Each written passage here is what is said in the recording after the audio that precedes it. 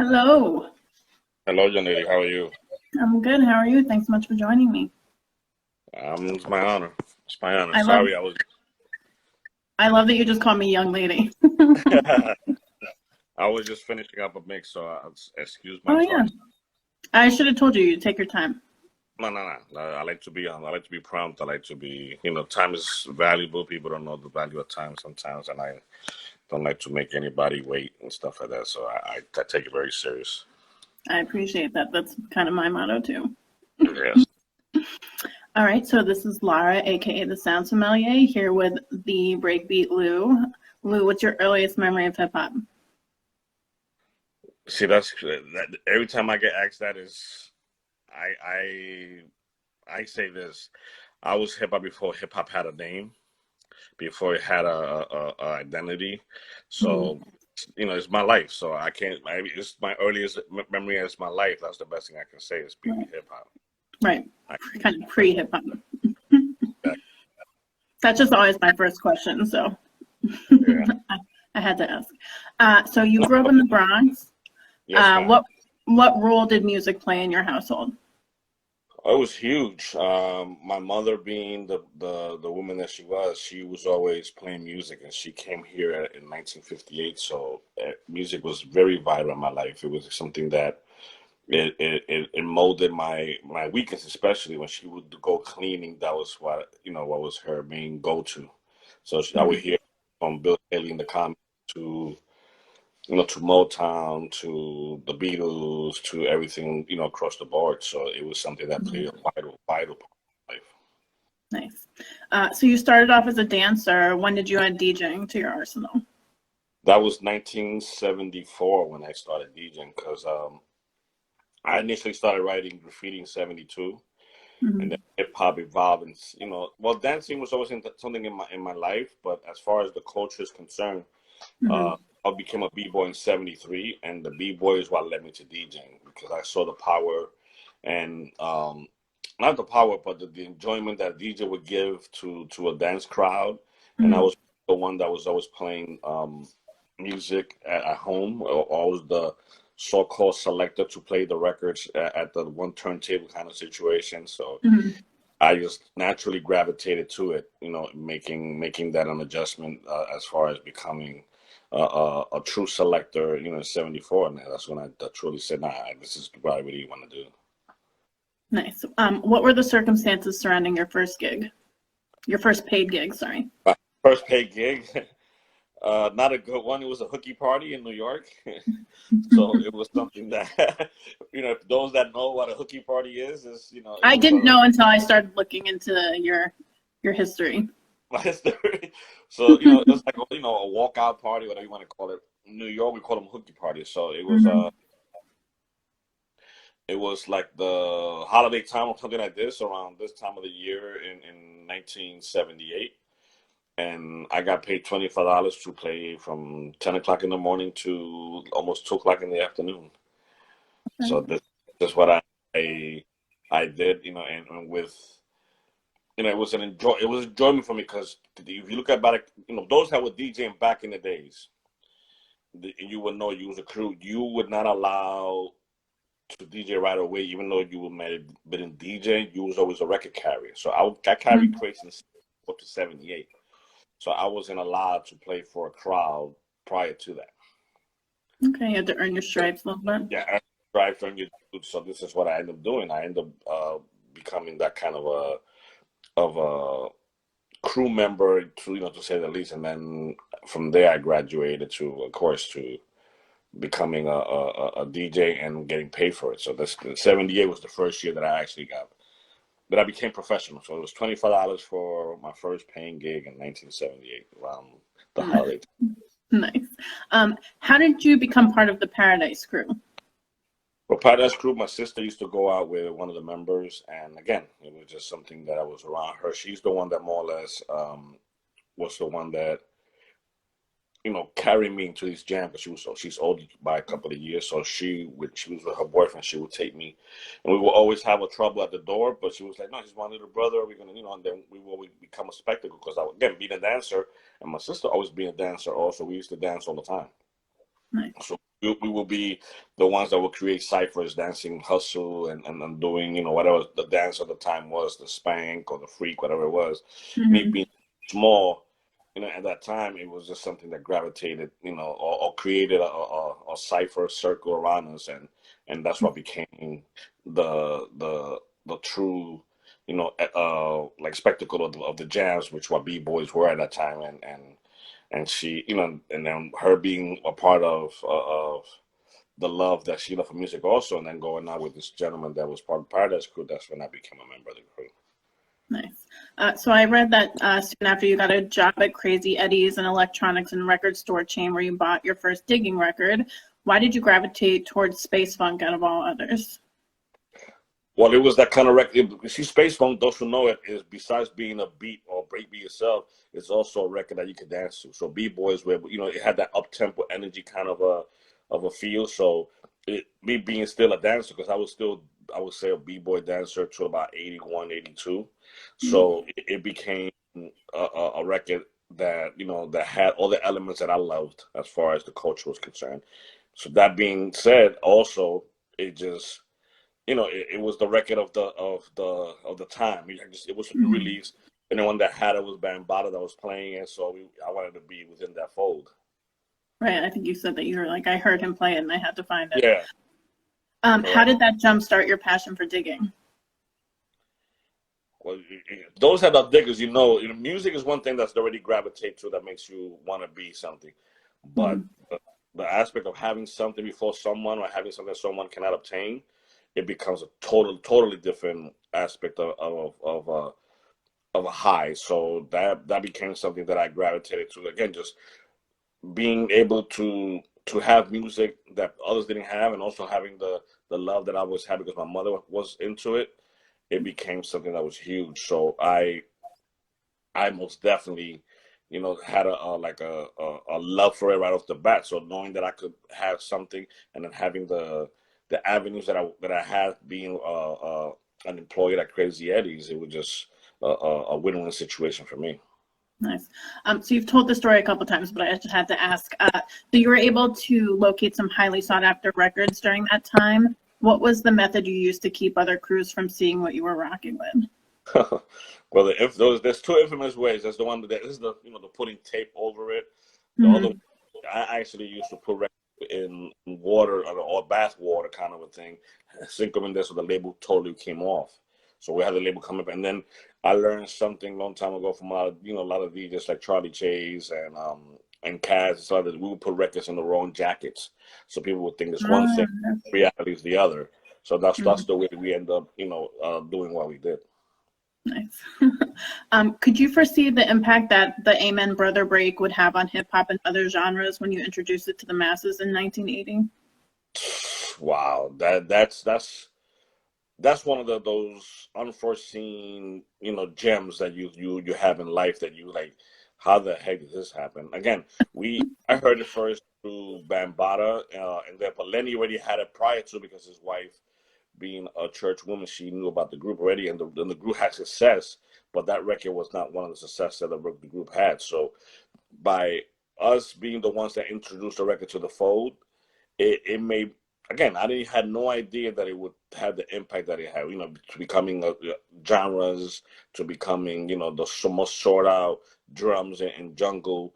It just, again, when CNN approached me about the whole situation, and the gentleman that was doing the report, he said, you know, I just was inquiring about about this genre of music that I like. And when I asked my friend, he was like, nah, you know, like we got it from Ultimate Breaks and Beats. And he was like, why the heck is Ultimate Breaks and Beats? So we had, again, this is the way that I see. We I know I could speak for myself. I can't speak for Lenny. I was Right. involved in create, you know, being part of this compilation just to facilitate for the second and third and fourth generation DJs to still have the foundation of what I know was the foundation of hip hop, which is the music, the breakbeats. Because what identifies the a major identity between a hip hop DJ and DJ, or hip hop culture and DJ culture, is just that, the breakbeat. Breakbeats what changed everything, because DJ culture has been going on for years, since the '60s. You know, for sure, as Mhm. far as the two turntables and and mixing or the two turntables and somebody using the mic and toasting like in reggae people in Jamaica do or stuff like that. It it just became totally different for me when I started seeing that DJs was cutting up rap records as breakbeats in the beginning of the 80s, like Feel the Heartbeat, Catch the Beat, and Love Rap. Nothing against those records because they were incredible records, to cut up, but they were in the foundation beats that people were using. They weren't what the cornerstone of what hip hop was, to be. You know what I'm saying? So that's the reason why I got involved. So when the Amen Brother did what he did, it blew my mind. So this is what I ended up telling the guy from CNN, which initially the piece that they did was supposed to be on Amen Brother, and it ended up being Amen Brother slash Breakbeat Lou or UBB. Nice. That's Lenny for sure. Yeah. Speaking of Lenny, when did you two meet? Well, we met again. We were part of a record pool. If people understand that, it was more or less like a one-stop shop for DJs back in the early '80s, late '70s, early '80s. This was like had to be like either early. Yeah, it had to be early, like 1980, 1979, 1980. I can't remember the year exactly. And while we were talking about, there was rap had came out, and a lot of DJs were talking about rap music, and a lot of DJs were not really. These are mind you, these are DJs that were really doing discos, or mobile DJs, which weren't really into what we call hip hop, style of DJing. So when Lenny started, we were having a feedback meeting, meaning that we used to get together to, we review records, and in doing so, at the end of that meeting, the conversation got into all the records coming out, Rap is a Lie, and blah blah blah, and he was like, these people don't understand. And then when I got into a conversation, I don't know what was the specific record we were talking about, but we mentioned a record, and I told him, yeah, there's this, and he was like, how do you know about that? And I'm like, well, this is what I do, and we started getting back and forth. So then we started, the relationship started from there, and then one thing led to another because of the influx of what, again, the DJ started becoming in the industry, or the DJ started impacting in the industry. They ended up still looking for these records, but the if you look at back in the days, digging was an anomaly. People didn't know what digging was. They didn't know how to go about getting records. That's why it was only few and far in between those DJs that would really have this arsenal of music. So and them having this arsenal of music, that's what made a DJ watch. So I didn't.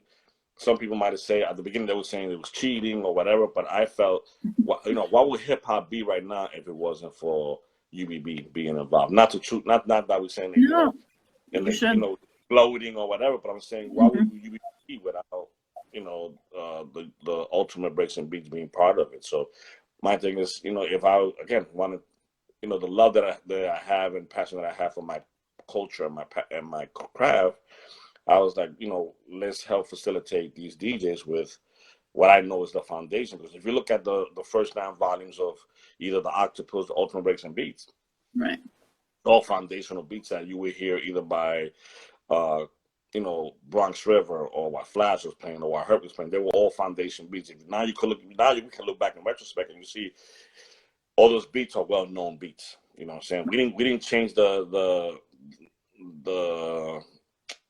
dynamics until volume 10, when we started just putting in a little extra that what normal people would know. We didn't know what, we were just opening the doors to, let's say, Pandora's box per se, to say, okay, this is what's going on. What criteria did you use when putting together the albums? Well, initially it was trying to get the foundation beats in people's hands, because that's what trying to get these, the who's of breakbeats, like the Apaches, the Dancing Drummers Bees, the Amen Brothers, the Bass Ladies, the the Mary, I Know You Got Soul, the Give It to Her Loose, getting those foundation beats in front of the thing. Then the second way, which was from volumes 10 to 25, was we wanted to sprinkle in little records that people may not know too much, to create a curiosity and to probably learn what we did, and that's what it was. I know we try to bring in records that only true diggers will know about, that only like, what they call masters of records, what they will call Charlie Chase, the the Puerto Rican, DJ of Cold Crush or Mhm. Flash. These records were records that were, again, in a different fold or a different clip of ammunition that we were having those days. So, and that's the reason why we went legit, after '86, because we wanted to give them a little more of an insight. So we took on the criteria that more or less Paul Winley started using, but also what K-Tel was doing back in those days. So we gave artists, we get the publishing now. So I know when I was digging, I would look at, writers and participants. So Mhm. by giving those attributes out, you will go and say, man, if James Brown did this record, let me see what other records James Brown did. So Lynn Collins says James Brown. So James Brown did Funky Drummer. So maybe Lynn Collins might have the same kind of thing. Maybe Martha Whitney might have the same thing. So Mhm. that's the criteria that we try to give the little gem and jewels, and and then from that you got grooves like, you got people like digging the crates, and you got the Q-tips of the world. You have the premieres, and everybody so on and so on. The beat miners, and those they use the same criteria that we use to Right. bring forth the knowledge of digging. And with us, I will always say Lenny's the godfather of digging. Even though Bambaataa was Masters of Records, but Lenny, he opened that Pandora's box, because he's the one that first took me outside of New York City to dig. I never had been out of New York City before Lenny, to start digging. So that was my introduction to hardcore digging. I think we opened those doors. Besides, mind you, we were not known artists or whatever, because I know Bam and these guys were already going outside New York to dig, and we would dig. Mhm. But we were like the non-known. We would go to trips to North Carolina to go digging. We would go, to Tennessee, to Detroit, to Chicago, just to look for records at times. And we opened those doors and said, "Yo, check this out. This is the way you really do it." And to give records, again, that brings up a different kind of change. Yeah, so speaking of, what was the initial response like? Hadn't you already spent so much time trying to hide the best breakbeats? Well, again, one thing is, it's like anything else. In the beginning, you as having a child, you try to not to relinquish too much information, because too much information with an unmature mind can be detrimental. So Right. when again, when the game started changing, that everything started becoming either drum machine based. Again, when you're losing the essence, you it's like we cooking a dish. If you, let's say paella in Spanish, you cook the paella, you have the rice, you got Mhm. seasonings, but you forget the seafood. How's it gonna taste? Yeah. So that's what we do. So we want to we paella, is created a certain way. So hip hop in itself is created a certain way. So people that still don't know that the foundation of hip hop is breakbeats. In order for us, this is the way I felt. In order for us to have something that's going to continue, you still have to introduce the foundation, and the foundation to me has always been the breakbeat. So that's the reason why I felt. Okay, I'm speak for myself. And he's no longer with us, but I can Right. speak for myself that I got involved and started doing this just for that foundation of this beautiful culture that has become the most successful, genre in history, to Mhm. continue and to flourish and to evolve. So this is what I was. My goal was into bringing in, to the masses in the way that we did. Right. Why were only the first 8 volumes known as Octopus Breaks? Well, because they were bootlegs. In those days we didn't. That's that. You gotta think about it. In the earlier days, we didn't know anything about the record business. We didn't know too much about what was, involved to create things, to bring out to the masses in that forum. So, we got insight of how to press up records, and we just wanted to facilitate, that function. And the Octopus Breaks, there was 9 in the beginning, and we did that pretty well. Everything from one through 7 did pretty well, and then the Mhm. industry started changing again. And when we did volume 8 bombed. We only did one pressing of volume 8, so then we created volume 9, and then that was it. And Lenny decided to go legit and said, let's create a record label. And the first artist was gonna be me and my late friend Chep Nunez. We had created a group called Classic Beat Junkies back in those days. And Mhm. we're gonna we was going to, make records like, sample records like the Get Up, Clap Your Hands, that Masters of Work that Kenny Dope did, or Shake What Your Mama Gave You, those kind of records. Mm-hmm. But what started happening was that between 82, 83, a lot of records were being, a lot of Britneys were being thrown in, or stabs. Like if you hear, the Peter Piper, Mardi Gras was thrown in. It wasn't sampled. Mm-hmm.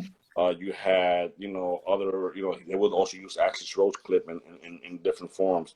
So Stanley from Music Factory on 42nd Street was saying, this influx of new kids are asking for some of these breaks. Do you have any left? And Lenny always had some in tag, so he was starting to sell them again to Music Factory. And then, again, he had created the label. We was in the studio doing records, recording stuff in a certain way. And then Stanley can say, "Yo, this is coming real heavy. Do you have any patches or stuff like that?" He said, "Nah." So then he said, "Well, what I'm gonna do, I'm gonna just release, the most popular that we had from them, which was probably 1, 3, and 9, and let's Mm-hmm. do it that." And that was what we released in 1986. We released 1, 3, and 9, and from there, when you think about it, that's the same time that Marley Marl stumbled on the way he sampled "Impeach the President," and then Mm-hmm. the whole Pandora's box really opened, and everybody was looking for breakbeats to create records, and we are now where we're at. Yeah, Lenny sounds like he was a smart guy. Were you surprised? Mm-hmm. Were you surprised when well-respected DJs like Primo, Large Pro, Bomb Squad, Pete Rock, Marley Marl started sampling these beats? Again, we were doing them to facilitate the the the DJ culture. That's what they were really done for. We didn't know sampling was going to become what it became. So in retrospect, when these records became, like, to me, the time that it really showed me or how hard it hit was the beginning of Bomb Squad records, with Hank Shockley and Public Enemy, stuff like that. But when it really hit me hard was when the myth of the record states that Teddy Riley produced the record, which was "It Takes Two." Mm-hmm. And when that portion of the thing hit, and I was like, "Yo, this is something exactly what I created. This is not just a snippet. This is an actual sequence of creativity that I'm being taken and put for a record." That really hit hard, and I was like, "Wow, this is what we're really using it for now." And I said, "Okay, so they're really using it for this. Let's take it." And I still, again, that was at the tail end when I was about to leave the game, and I was like, "Okay, that's kind of cool." One record did this, and then I shortly after left the game in '94, close to '95, and then I just started seeing so many records from artists like let's say George Michael's, Hanson, the Mariah Careys, the Janet Jacksons, from Whitney Houston, Prince. Everybody started using some kind of snippet of it, to the point that when I came back in 2009, in 2010, I was with an artist, author, you even know him, Dan Charnas. He wrote the book, Oh, yeah. Payback. Dan. Mm-hmm. So Dan did a small thing at NYU about breaks, and initially he had invited Nick from downstairs, but Nick got sick, so he put me in the fold. And he was trying to find me before, but he couldn't find me. But Christine from Tools of War, for whatever reason, got in contact with Dan, and Dan still asked a question, and she connected me with him. To make a long story short, I did this particular panel with it was Bill Stephanie, Dan Charnas, Bill Coleman, and Joel. I forgot his last name. Joel. He's also an author. This panel was about breaks. So he broke down. I mean, he did a heck of a research. So he broke down. I'm thinking I can't remember. It was either 95, 97 that he broke down, and he said that out of the 52 weeks of Billboard Top 100, out of the 52 weeks, and then about 37 of those weeks had a sample portion of UBB on it, and I was like, "What?" that really put a whole lamp of stuff. And then I was then how you start again. Then my mind started going racing, and I'm like, "Yeah, that's right." these people use these people. But then I had no idea that Hanson had used it. Mhm. Again, then he went into more, and then how David Bowie used Amen Brother for his record and Skrilla, and then everything started just evolving in my mind. I was like, wow, I had no idea that it really had this impact. And then somebody else told me that recording. I have the largest recorded DNA in music history as far as my recordings of music that I recorded is in more records or more recordings than anybody else's. Amazing. Which is kind of crazy. Yeah. Did it happen a lot that you didn't get credited with that stuff? I think I heard an interview where you said you didn't really get any credit for the It Takes Two record. Well, think about it. To this point, nobody even said. I mean, only the few know. The DJs know. The producers know.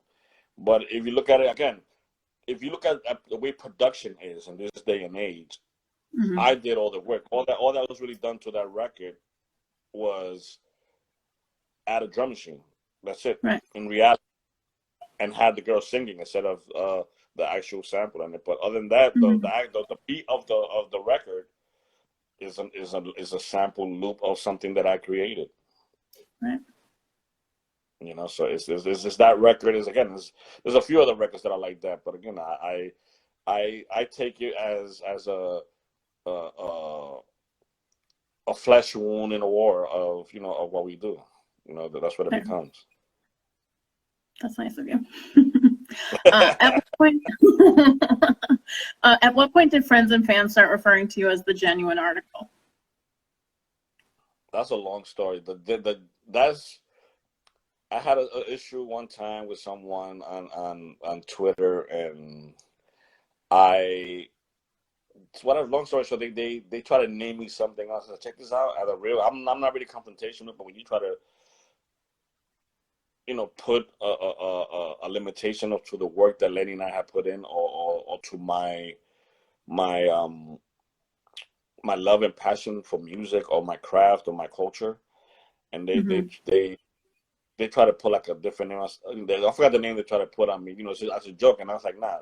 If anything, call me the genuine article. And I put that one time, and from there stick. And the one that most definitely takes it to a different level is my man, Lord Finesse. Lord Finesse, there's not a time that he does not, because again, he's one of my good friends. He knows me from those days. He knows me from, right before I left the game. So he make, again, being the good friend that he is, he lets people know, lose the genuine article. I don't care what you guys say. He's the best. So you touched a little bit on when you left the game for a while, but when you returned, you did a few lectures on the history of hip hop at Yale, Stanford, and some other institutions. Were some groups more receptive to the subject than others? At first, all of them were very apprehensive. Again, because most, and this is in defense of them. Most people most OGs from my era tend to look down on the new generation of music, and they tend to look down on the they don't think that hip hop in this day is hip hop per se. So 90% of them has all been apprehensive, but by the end of the lecture, I'm a type of person, being a dad and being a lover of youth. I approach it slightly different. So what I tend to do normally is, excuse me, I give a brief synopsis of what Ultimate Breaks and Beats is and what BreakBeat Lou as an entity is, and then open the floor to questions. When you open the floor to questions and you put them on what is that exactly you want to be, what exactly you want to approach, and that's where it takes it to a different approach as far as I do it. Excuse me. And when I do that, it just, I remember going to Stanford and whatever it was, a couple of hundred kids and the seats, and I was supposed to only have 15 minutes, and I'm there for like 45 minutes, and nobody wants to leave.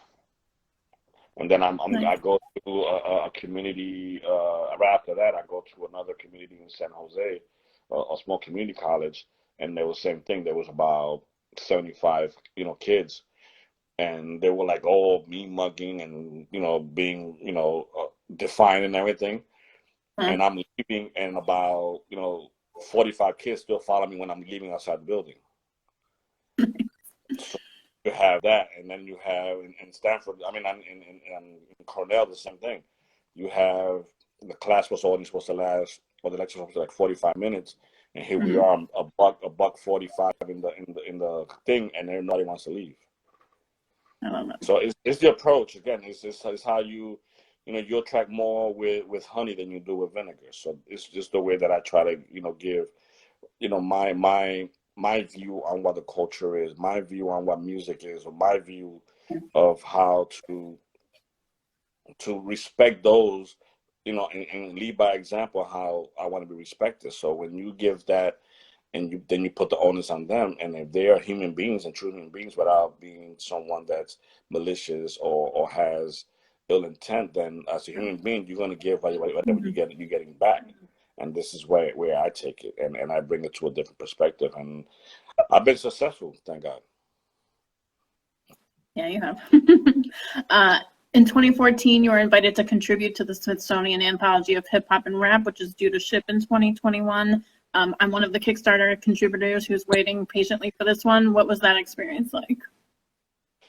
Again, that was one of those beautiful uh, unexpected kind of acknowledgments. Again, you have everybody else in the game, from that I know that was involved, from the Questloves and so on and so on, to somebody to reach out to me and said, we feel your word and your experience and your knowledge of this is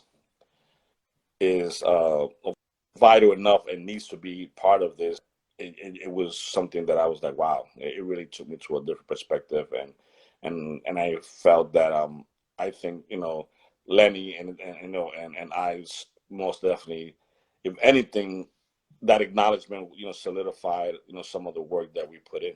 You know what I'm saying? It took us to a different perspective. It showed us that we what we did was actually something that was appreciative. Mhm. So that same year, you were on the bill for Art Don't Sleep Presents Ultimate Breaks and Beats, an all vinyl 45 DJ set event with Biz Markie, Peanut Butter Wolf, and J Rock. Why do you consider this to be one of your most memorable events?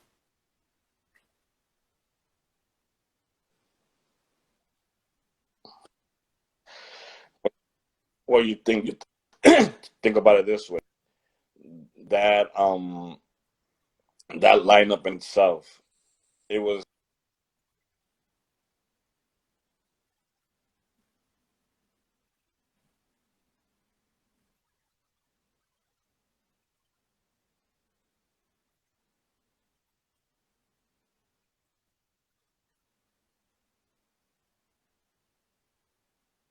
Mm-hmm.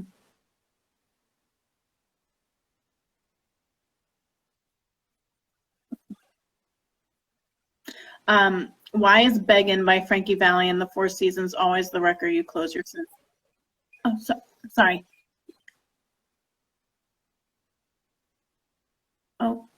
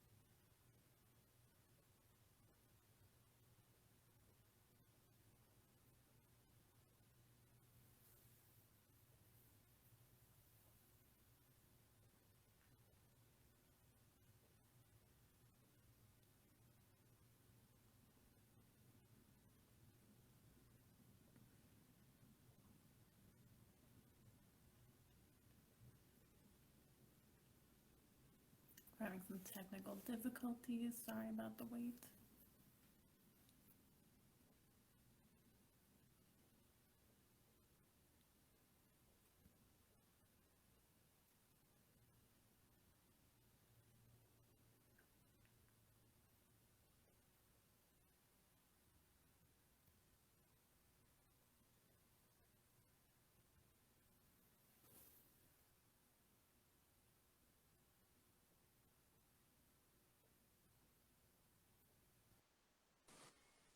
Don't you just love technology?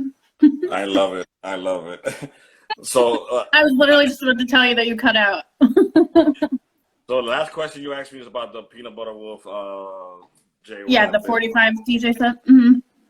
That particular, to me, the reason it was so incredible is because I was about to leave the game again. So then I had gave my word to Peanut Butter Wolf about doing these particular gigs overseas, right? Mm-hmm. So in doing that, it became something that again, me being a man of my word, I said I'm gonna do it anyway. So he goes, if anything, let's try to do something else on this side of the world if we can. I said, sure, let's do it. So he came up with the idea of let's do a 45 kind of thing, in LA if we can, but see if we could bring someone from the East Coast. So I'll talk to J Rock and see if we can make it happen. So long story Mm-hmm. short, Biz being my again, he's like my brother, and he's one guy that we should continue praying for, and his sickness. But Yeah. he he was in LA doing Yo Gabba Gabba.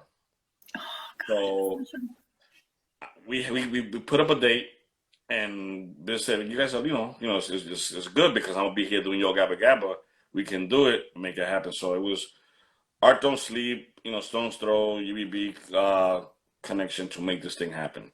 Now, the reason why it's a memorable thing to me, you gotta think about it, is a Sunday night, only four DJs, not really performers, only four DJs on the bill. We sell out the Echoplex in LA. And then when the thing is evolving and happening, you have every DJ within arm's reach in LA there, Mm-hmm. including, the House Shoes, the Beat Junkies, Buys One, again, Adrian Young, Madlib, everybody was there practically. Then you have people that just want to come on and perform for you. So Fat Lip shows up, wants to perform. Fat Lip shows up, he tells me, "Yo, you gotta sign my record." I make a joke. I said, "I'll sign the record if give me 16 real quick." And he goes, "Sure, no problem." So if Mm-hmm. you look at so if you look at the video, he has my volume 10 in his hand. Oh, His I need to look performing. at it. So it's kind of crazy. So you have that. So then you have that, and then you have legendary R&B artists. Howard Johnson performs. You had Mm-hmm. Dane Funk perform.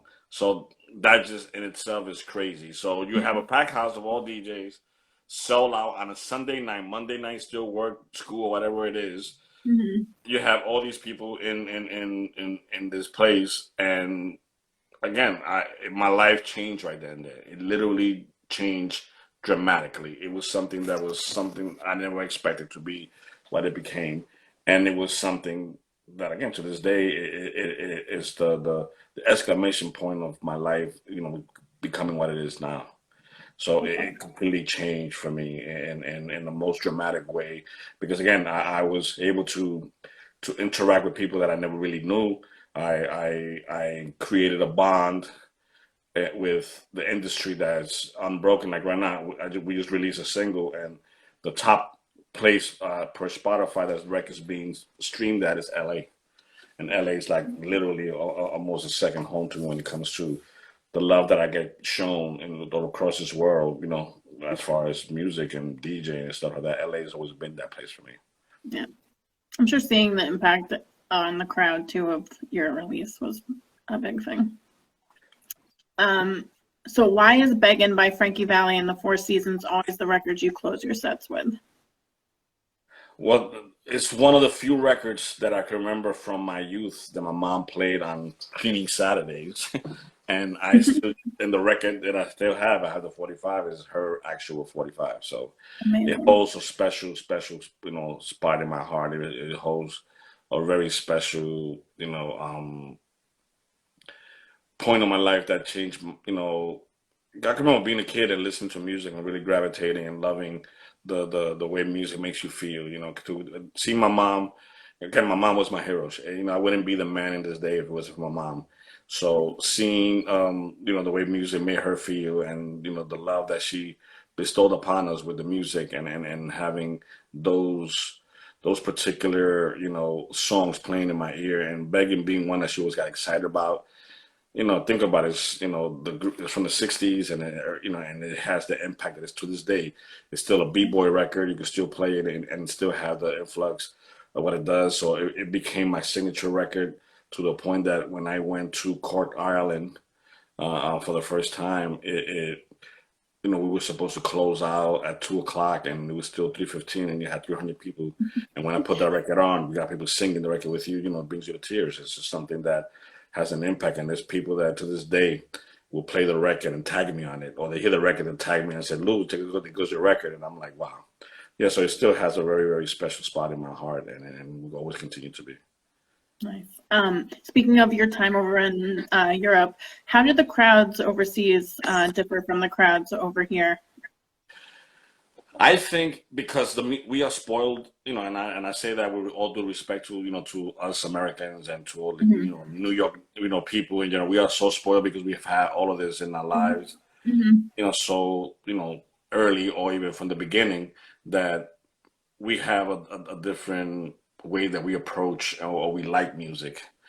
Over there, they respect the music first and foremost, and then they respect hip hop as a culture, and then DJs that were around from those days, they respect even to another degree.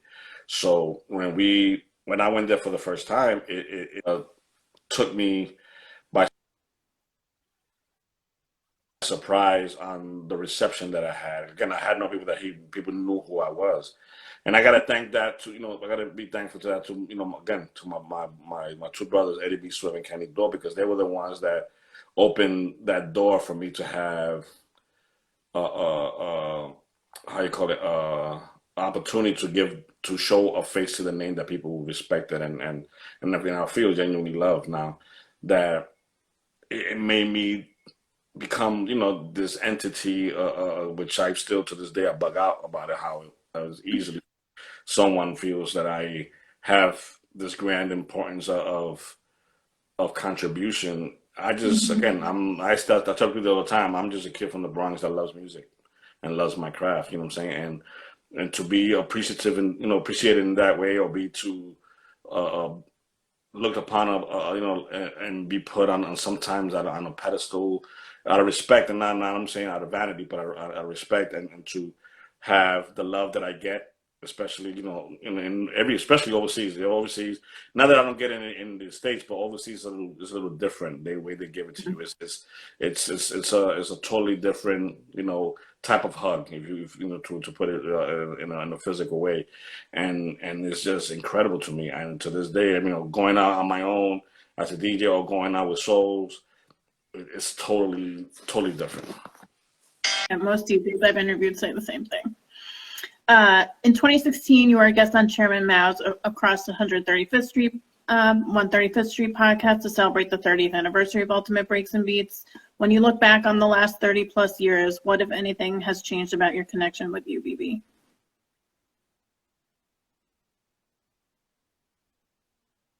Oh, I can't hear you either. Hold on.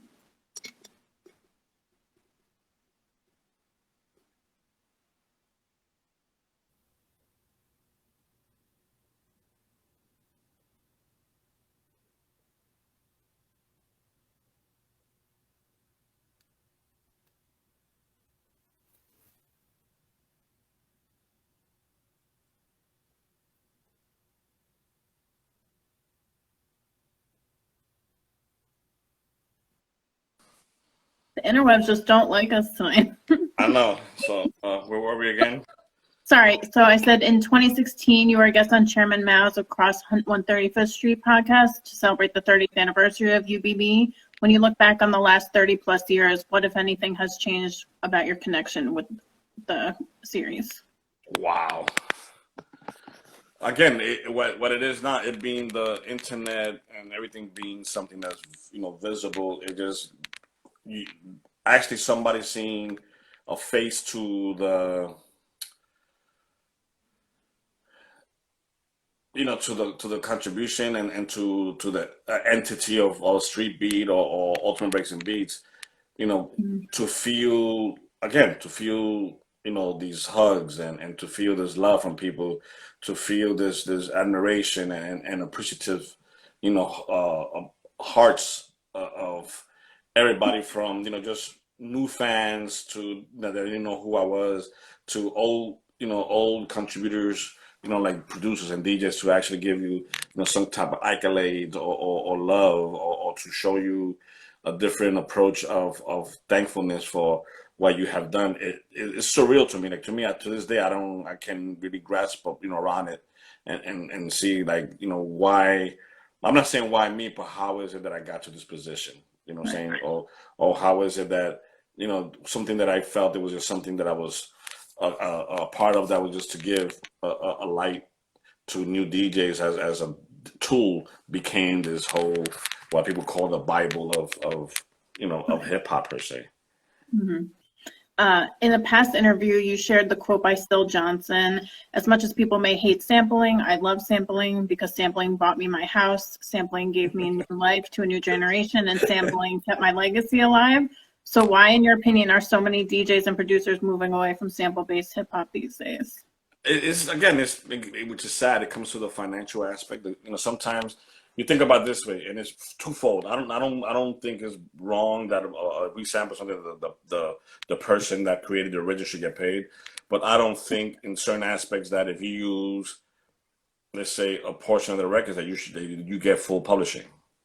Right. You see, I think it should be, there should be some kind of scale of, okay, if I use a loop and it became the whole thing, then fine, take the whole thing away, Hmm. take the most publishing away. But if I use a snippet, let's say if I use drums, which now drums have become something that you have to pay for, how Hmm. is it that you get 100% of my publishing? And that's the thing. I think there's a scale, like right now, there's a certain scale for mechanical licensing. I think there should be a certain scale for portion of how sampling is. Whether it be, if it's drums, there should be a certain scale for that. If Hmm. it's let's say a 1 bar loop or 2 bar loop or whatever it may be, there should be a certain scale that you should be just a set thing, instead of you saying, okay, you use my voice here, I get 100% of your publishing. I agree 1,000%. You know, Yeah. I like the Hyro shirt you had on. I think it's kind of dope. Perfect example. There you go. You were featured in the Rhodia Mixtape documentary, a 3-hour West Coast hip hop documentary, which was released earlier this year. How did you Yes. become involved in that project? Again, this is the of people really knowing and loving our contribution. Tony A, being an incredible, a lover of the culture and the craft that he is, and knowing the importance of Ultimate Breaks and Beats, he approached me and said, "Yo, you please, I need you to be part of this documentary, because again, without you, a lot of stuff that we did would not have been possible. There would not be, in reality, there wouldn't be no Straight Outta Compton. There would not be no high, those high C's. There would not have been those Ice Cube's first album. There would not be, from everything you look at it, you know, um, turned his mother out from Hammer. He used Apache. I remember I heard a story from my friend that used to work at Downstairs Records, Hmm. and when Hammer had came to New York right before the album came out, he went to that store and bought the whole collection of Ultimate Breaks and Beats before he did the Hammer Please Don't Hurt Him. If you listen to NWA Straight Compton, 90% of the records there are sampled from UBB. You look at across the board, from the Dre's, the Dillas, the Just Blaze, the Salon Remy. Everybody in this day and age somehow, somewhere has sampled something from our thing, our collection. I mean, one of the best compliments I've ever gotten was from Hank Shockley and Keith Shockley. They told me that their sound is a direct descendant of UBB, and I was like, "How you figure?" He goes, "We had the records, but the way you recorded yours were the oomph that we needed, the extra bottom that we needed in our records. They were the extra, seasoning that we were looking for to have and give us the edge that we were looking for. So when you get compliments like that, it's a different story. When you get, when you got Just Blaze saying the way I became a DJ was, I was going to the record store and I see these covers and I ask about it. I buy one of the records and it's volume 3 and he hears the records and he has Dance to Drums B, Got to Be Real, and Apache. He goes, yo, this must be what Jazzy Jeff used for Live in Union Square, and that turns you into a DJ and entails you become the producer that you are. And to have a statement like that being made is something that's incredible. To have, guys like Elliot Wilson saying, UBB changed my life. To have, every time I hear this, there's another documentary that's coming out on Amen Brother, and you have Questlove asking the person, the interviewer, saying, have you spoken to BreakBeat Lou Flores? He's essential. You have to speak to him about this record. To have little things like that, it means a world, a world of importance to me, because I never expected, again, young kid, DJ from the Bronx doing what I do. And my focus at that time, besides doing breakbeats, I wanted to get into producing. So I've been producing since '81, which people have no idea. But this particular thing became an iconic aspect of my life, and it changed everything. That who am I, and to the point that there's times that people forget that there is a person named Louis Flores. They think this is just Breakbeat Lou. And I'm thankful for that. I'm never, I'm just saying, he just gave life to another person within me in a different state, state of living that I never expected to be. Nice. To go back a little bit, you and Wolf teamed up again in 2017 to release the first volume of the new UBB producer series, Ultimate Breaks and Beats Presents Oh No.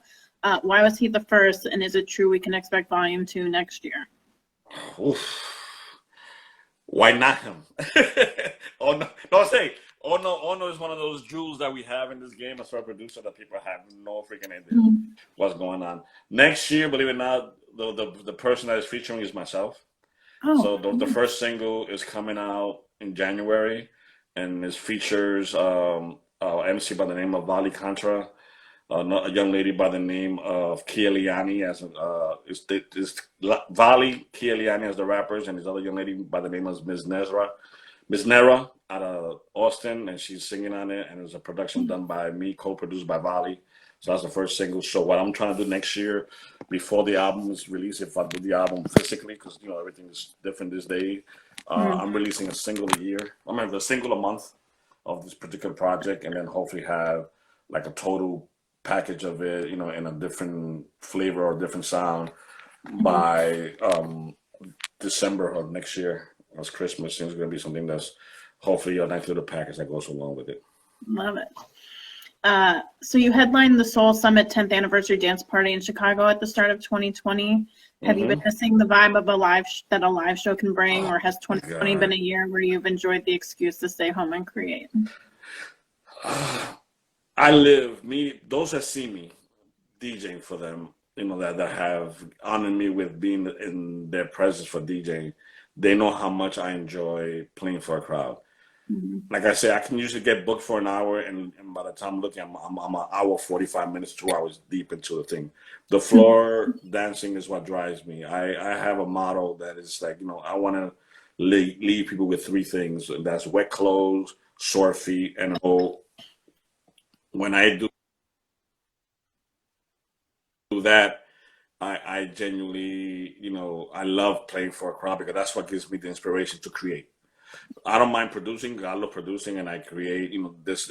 I have other ways that I get inspired, but seeing the crowd dance is what always takes me to the next, level of creativity. So yeah, I miss it a great deal. I hear that. So you've been the official DJs for Souls of Mischief since 2017. How long had you and Opio been working on Hip Hop Volume 1? Well, we started 2016. We got together on a simple thing. We did I had met him, long story short, after a Motown on Monday gig that I did in LA, and we built from there. And I was doing a Biggie tribute track, and I told him jump on it, and he killed it. Then we decided to do like another single, and then we said I was should do an EP, and then we decided to do this particular this particular. I was supposed to produce him, and he goes, "Yo, Lou, on the real, I think it should be you and I because there's two different iconic brands from the Hyro brand, Social Missions brand with the UBB brand." So I Yeah. told him, I said, I'm not trying to be an artist. Be an artist, I'm just trying to do what I do best. And he said, "Nah, let's do it." So then we started working, and then the way that I work, I like to be with the artist in the same place. So the reason it took so long for us to do so, because I'm in New York and he was in LA at in that time, and I would fly back and forth and create stuff. And right, at the tail end of everything, we created about 28 tracks, and we releasing. Right now, it's going to be an album, hopefully of 10 tracks, and the first single just came out, called "You Ain't Ready," featuring Havoc, Eric Sermon, and Russell Peters on the cuts, and also on the hook you got Sean Price. That was actually my next question. How were you able to secure one of Sean P's verses for the record? Well, Sean Price, this is something crazy. Right before he passed, him and I had met at this place called the DL in New York, and I made a joke. I texted him, I DM'd him, I made a joke. I said, "Yo, how many of my kids do I have to sell to get a verse for Sean Price?" So he goes, "Man, get out of here." He said, "Funny you hit me up because not till a couple of days ago I was reading about you and your man and your contribution to hip hop." He says, "Just send me the beat, man. All you need, if anything, just pay for the studio session and just send me the beat." So, I mean, I posted it a couple of times of the DM that he answered me back. He goes, "Yo, this beat that I send him says God Forsaken. I'm cutting it right now. I'm doing it right now." So this was like about maybe a month and a half or 2 months before he passed. So then he goes, "Yo, Lou, we gotta do something. We should do a project together." I said, "I'm down. Let's do it." So we were trying to secure that, and we were able to get one cut deep into it, and then his untimely passing happened, and I had the track in on ice for a minute, and a lot of it I felt it still was something kind of rough to release. Just like that. I didn't want to release something just like that. Right. So what I did, I just took a portion of it and made it a hook on this particular track just to give it, and that's why it has the airy, angelic aspect to it, just to give the respect that I have for him, and as for him and his family and everything. So that's how that happened. That was, yeah. I can't wait to hear the rest of it. If there's anything I take away from your social media accounts, it's how well you do with giving shine to and checking in on your friends and fam. How has 2020, with all of the racial injustice and violence against people of color, changed how you interact with those you love? Well, you see, again, back to my hero, my mom always raised me with the aspect of our home being a refuge, of being a place of equality and love. So I don't, me as a person, I haven't changed much in that sense. I just been made more aware of things. But as far as loving and caring, I've always been this way. I've never been someone that's this is the way I put it. I'm honest to a fault, but never malicious. So I could keep it 9,000 with somebody, but I would never purposely hurt anyone verbally or otherwise. I'm more of a caring person than confrontational.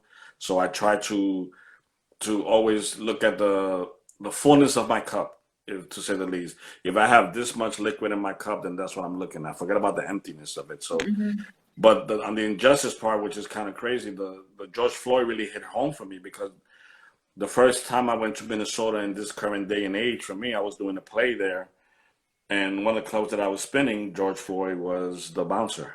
What?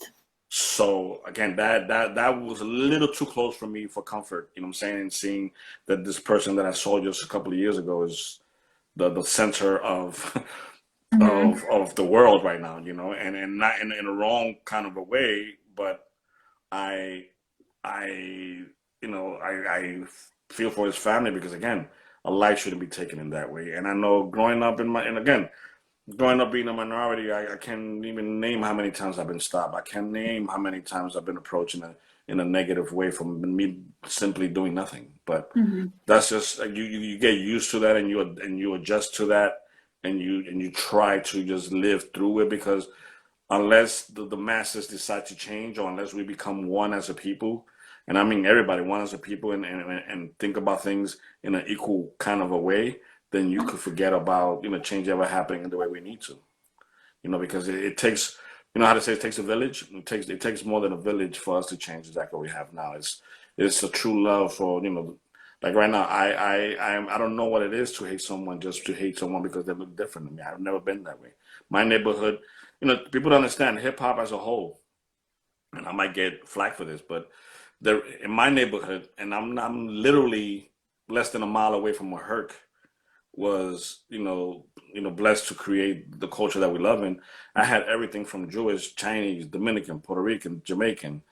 You know, Mm-hmm. I don't know what it is, and when they say, like for instance, they say, some people are visitors to hip hop. I don't think that way. I'm sorry. That's just me. I don't care who it is, and you try to check my card. That's the only time that you see me with a little bit of a chip on my shoulder. I've been in this game before the game had a name. I've been Mm-hmm. in this game before the game. I mean, before some people were even born. So don't even come to me with that shenanigans of saying, "Nah, check this out." No, no. I've been this at the beginning, and I know the closest friend to me that I had at that time that turned me on to walk this way by Aerosmith was Mm-hmm. a Irish kid. I didn't know the freaking record at all. He goes, "It's not called Toys in the Attic. It's called Walk This Way." The album was called Toys in the Attic, and I'm like, "Ah, again." And this is back in those days, so I see things differently than most people. Mm-hmm. Well, Lou, I appreciate you so much for taking the time. Is there anything else that you want to add or promote? All I say this, man, in reality, and I just see this culture that we've been blessed with and gravitate to it and love it in the way that it should be loved. And if you want to be part of it, because you said part of it, then act accordingly. Don't forget about these so-called segregated aspect that people try to put into it. And it is the culture was built on community. It's not based on on segregation the way it is now. Even to this day, I hate the term culture used by a lot of the higher ups because there is right now the biggest problem that I have with the culture is that they're segregated in social class. Everybody there's this so-called elite of hip hop per se, with the wealth wise. They say, "Oh, we do it for the culture." I'm sorry, I disagree. You only rock with the people that make the same kind of figures you make, or that you feel rock the way you. If you really want to rock hip hop, then that's why isn't there, excuse me, more involvement with the OGs of the culture in the sense, and not because people consider me one, but there's others of or not even OGs or people that make contribution that should be put in the limelight. There's people again that have done so much for the culture in so many different levels that should be looked upon and saying, "Yo, check this out. We see you what you're doing." And again, I'm not saying do it for me. There's many people out there that would do that. And as far as me, personally, man, right now is we have just released a winter clothing line, uh, which it will be gone soon because next year, mid-January, we're releasing the UBB 35 collection, which want to be 35 pieces of each that will be available for that. There's Opio, BreakBeat Loot project with the first single just came out now. It's on all platforms, and I'm thankful for that because we over almost 30,000 streams in a matter of a week, which is kind of dope for me. I don't know what that means to people, but that means the world to me. Mm-hmm. There's again UBB presents Producer Series Volume 2, which is me as featured of the artist of that. Also, forthcoming project, Cassandra the Goddess. She's a member of D Block. I'm producing her project. Kia Liani, also from Dallas. I'm producing something for her. Also, who else is there? Tajay from Souls and Misses. Also, I'm producing a project for him. The Opio Baby Lou project will be out hopefully in March, the album. And there's a few other things, but I can't get into it because we haven't finalized the numbers. Understood. Question about the limited release 35th line. So there's going to be 35 pieces of each, and that's it? And that's it. Like if I'm done, whatever T-shirts or hoodies that come out next month, it's only going to be 35 pieces of it. Nice. That's it. If it's a hat that comes out, only 35 pieces. There are going to be bomber jackets. Only 35 are going to be made. That's it. So people know me. And the stuff that I released in the past, I've always been limited edition. So this should be used to this already. I like that. High demand. Well, Lou, I hope you have a fantastic week. And You too, young lady. hopefully I'll talk to you soon. Most definitely. Be blessed. Thanks so much for taking again. Peace. Thank you. Peace.